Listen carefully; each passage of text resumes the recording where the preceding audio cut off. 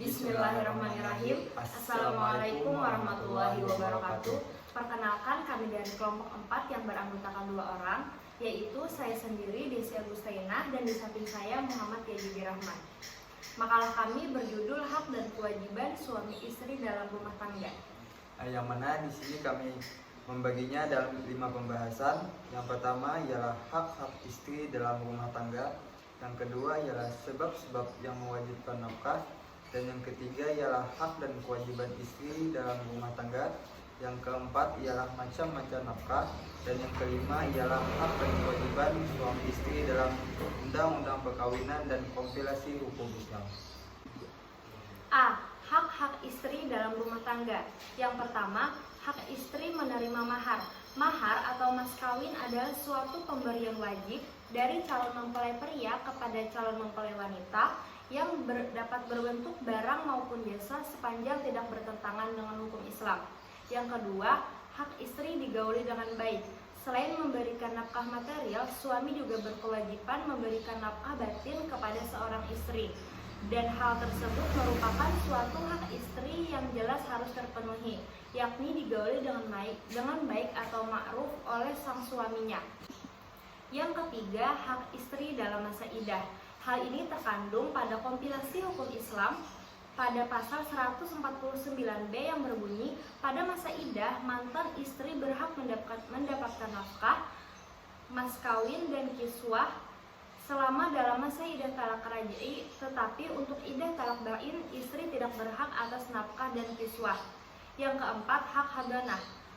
Hal ini terdapat di dalam kompilasi hukum Islam pasal 105 sebagai berikut. 1. Pemeliharaan anak yang belum mumayyiz atau belum berumur 12 tahun adalah hak ibunya. Yang kedua, pemeliharaan anak yang sudah mumayyiz diserahkan kepada anak untuk memilih di antara ayah atau ibunya sebagai pemegang hak pemeliharaannya. Yang B ialah sebab-sebab yang mewajibkan nafkah. Yang mana di dalam pembagian sebab-sebab yang mewajibkan nafkah di sini terbagi menjadi 3 pembagian. Yang pertama ialah adanya sebab hubungan kerabat ataupun keturunan. Di dalam suatu sebab adanya hubungan nasab, seorang dapat menerima harta karena hubungan adanya kekeluargaan yang sangat bisa dikatakan dekat, maka dapat ditimbulkan adanya hak suatu kewajiban. Seperti halnya dalam kewajiban memberikan nafkah baik kepada istri maupun kepada suami, serta kepada anak ataupun kedua orang tuanya. Yang kedua ialah sebab adanya pemilikan, yang mana di dalam sebab adanya pemilikan, seorang wajib memberikan nafkah terhadap apa yang dimilikinya, seperti hamba sahaya dan binatang peliharaan, yang mana mereka harus memberikan makanan dan minuman serta apa yang bisa menopang hidupnya. Yang ketiga ialah adanya sebab perkawinan, yang mana di dalam perkawinan merupakan salah satu wajib adanya pemberian nafkah. Karena dengan adanya akad nikah, seorang istri menjadi terikat dengan suaminya, serta mengasuh anak-anak mereka, serta di dalam rumah tangga dan lain sebagainya. Maka semua kebutuhan istri menjadi tanggung jawab kepada suaminya sendiri. C. Hak dan kewajiban istri dalam rumah tangga. Yang pertama, hak istri dalam rumah tangga. Mengenai hak istri terhadap suami tercantum jelas pada Al-Quran sebagai kewajiban yang harus dilakukan oleh suami kepada istrinya, yakni tentang mahar dan nafkah. Yang kedua, kewajiban istri dalam rumah tangga. Bentuk kewajiban istri menurut Amir Syarifuddin sebagai berikut. Yang pertama, menggauli suaminya secara layak dan sesuai dengan kodratnya.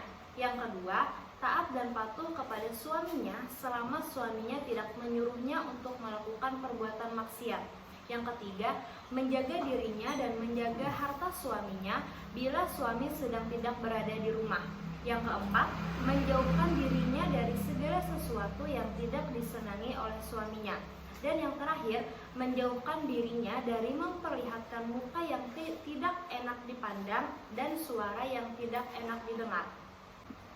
Selanjutnya ialah D. Macam-macam nafkah. Yang mana di sini ada 4 pembahasan. Yang pertama ialah nafkah keluarga. Dalam nafkah keluarga adanya hubungan perkawinan yang mana menimbulkan kewajiban nafkah atas suami ataupun istri serta anak-anaknya. Yang kedua ialah nafkah anak-anak. Seorang ayah berkewajiban untuk menafkahkan anaknya. Dengan demikian, kewajiban ayah memerlukan adanya syarat. Yang mana yang pertama ialah syarat anak membutuhkan nafkah dan tidak mampu dalam bekerja. Yang mana anak dipandang tidak mampu bekerja di sini apabila masih bisa dikatakan kanak-kanak ataupun masih belum mendapatkan pekerjaan di dalam anaknya tersebut.